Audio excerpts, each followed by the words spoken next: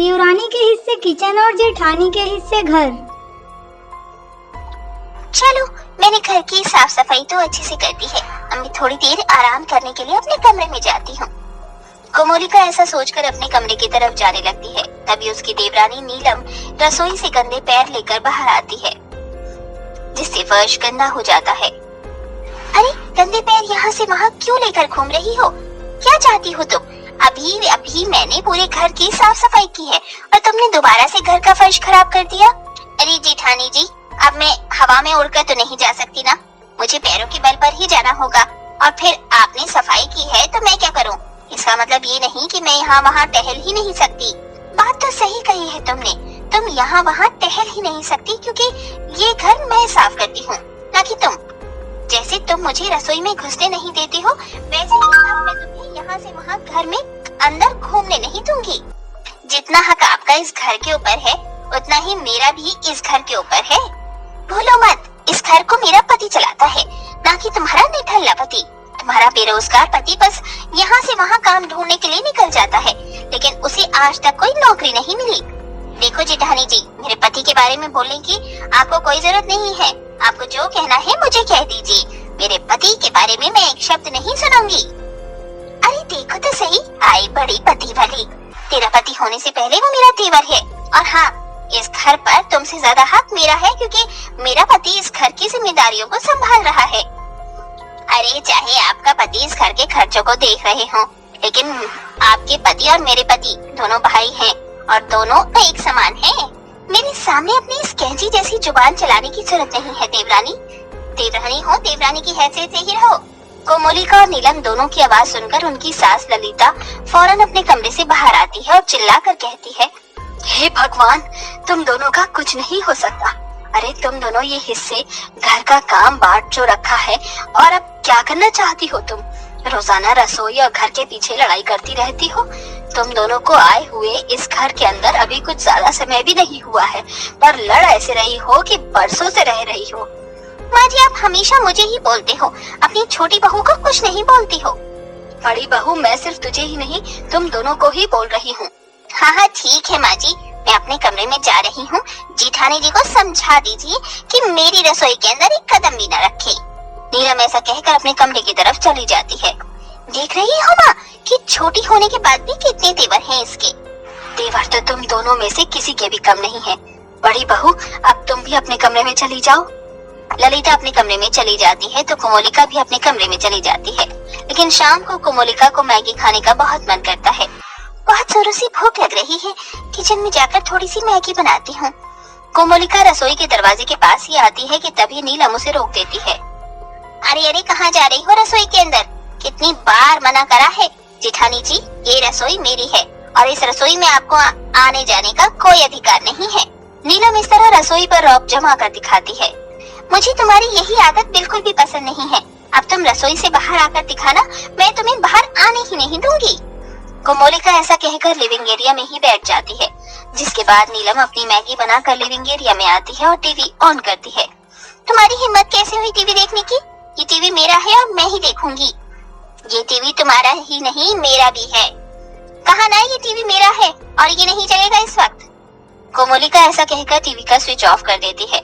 दोनों ही चूहे बिल्ली की तरह लड़ने लगती हैं। फिर से अपनी छोटी और बड़ी बहू को लड़ते हुए देख ललिता को बहुत ज्यादा दिमाग खराब हो जाता है। शाम के वक्त जब उनके दोनों बेटे वापस आते हैं तो उन्हें आए हुए 5 मिनट भी नहीं होते कि ललिता घर के अंदर ही पंचायत लेकर बैठ जाती है। मुझे कुछ नहीं पता, मुझे इस बात का आज हल करना ही होगा। आज तो पंचायत होकर ही रहेगी। छोटी बहू, तुम्हें अपनी जेठानी का रसोई के अंदर आना बिल्कुल भी पसंद नहीं है, इसीलिए मैंने ये फैसला किया है कि आज के बाद तुम और तुम्हारा पति रसोई में ही रहेंगे। ये सुनकर नीलम और करण दोनों ही हैरान रह जाते हैं। तभी करण कहता है, अरे माँ, इन सब में आप मुझे क्यों पीस रही हो? अरे तू तो चुप ही हो जा। तूने वो कहावत तो सुनी ही होगी, गेहूं के साथ गुण भी पिसता है। तेरा भी वही हाल है और तेरे भाई का भी। ललिता के ऐसा कहने पर करण एकदम से चुप हो जाता है, जिसके बाद ललिता अपनी बड़ी बहू से कहती है, बड़ी बहू, तुम्हें छोटी बहू का घर के अंदर यहाँ वहाँ टहलना पसंद नहीं है और उसका घर के सामानों को हाथ लगाना भी पसंद नहीं है, क्योंकि ये सब तुम्हारे पति की कमाई से आया है ना, इसीलिए आज के बाद तुम कमरे में ही रहोगी। तुम लिविंग एरिया में ही रहोगी, वहीं पर सोगी, खाना पीना वही होगा तुम्हारा और तुम्हारा पति का। ललिता इस तरह देवरानी के हिस्से में रसोई कर देती है और जेठानी के हिस्से में घर कर देती है। दोनों बहू अपनी सास की बात मान लेती हैं, जिसके बाद नीलम अपने पति करण के साथ रसोई में ही बिस्तर लगाकर सोती है, तो वही कोमोलिका लिविंग एरिया में अपने पति के साथ रहने लगती है। लेकिन वहाँ रात को उसे बहुत मच्छर काटते हैं। अजी, आप यहाँ बहुत गर्मी लग रही है और गर्मी के साथ साथ यहाँ पर मच्छरों ने मेरा जीना दुश्वार कर दिया है। जरा सी आंख लगती नहीं कि मच्छर आकर काट जाता है। हे भगवान, यहाँ लिविंग एरिया में मैं कैसे रहूंगी? ये सब तुम्हारा किया धरा है, अब भुगतो और मुझे सोने दो प्लीज। बेचारी कोमोलिका को रात भर नींद नहीं आती है, जिसकी वजह से उसका मूड और खराब हो जाता है। पति तो तैयार होकर ऑफिस चला जाता है, पर बेचारी कोमोलिका पूरा दिन चिड़चिड़ी रहती है। उस दिन कोमोलिका ने अपने पति से बाहर से खाना मंगवाया था, तो वहीं नीलम सिर्फ अपनी सास और अपने पति का खाना बनाकर खाना खाकर अपने पति के साथ रसोई में ही सोती है। उसे भी वहाँ बहुत मच्छर काटते हैं। ऐसे ही कोमोलिका बाहर लिविंग एरिया में सोती है और दोनों पति पत्नी बाहर से ही मंगाया हुआ 3 वक्त का खाना खाते हैं। तो वहीं किचन में नीलम अपने पति के साथ रहती है और दोनों को ही अपनी जगह पर परेशानी हो रही थी। एक रात को फिर नीलम परेशान होकर कहती है, हे भगवान, मुझसे सोया नहीं जा रहा, अब मैं क्या करूं? बार बार मच्छर आ रहे हैं और काट रहे हैं।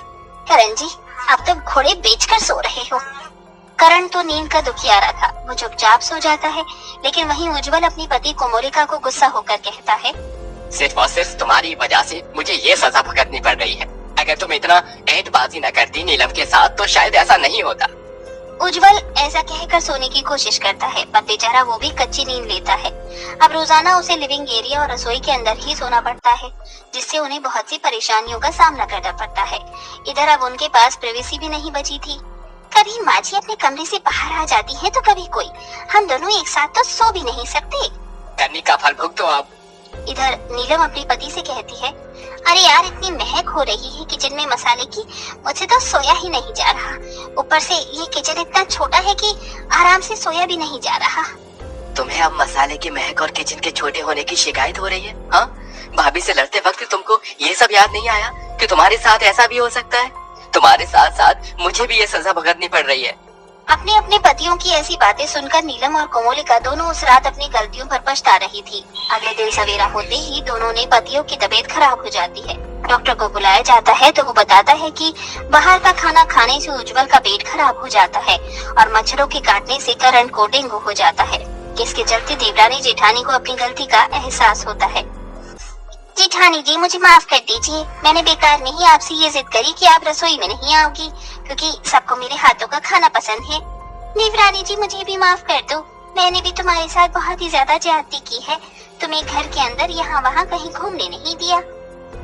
इस तरह दोनों अपने एक दूसरे से माफी मांगती हैं और उसके बाद अपनी सास से इस नियम को हटाने के लिए कह देती हैं। तो सास कहती है कि ना बाबा ना, मैं कैसे मान लूं कि अब तुम दोनों ऐसे रसोई और घर के लिए नहीं लड़ोगी। नहीं माँ जी, हम दोनों को अपनी गलती का एहसास हो गया है, हम आपके सामने एक दूसरे से माफी मांगते हैं। जेठानी जी, मुझे माफ कर दीजिए। नहीं देवरानी जी, ये सारी गलती मेरी है, मुझे माफ कर दो। अरे वाह, दोनों कुछ रातों में इतना सुधर गई। चलो, अब तुम दोनों को अपनी गलती का एहसास हो ही गया, तो मैं भी माफ कर देती हूँ। अब से तुम दोनों बहनों की तरह रहो,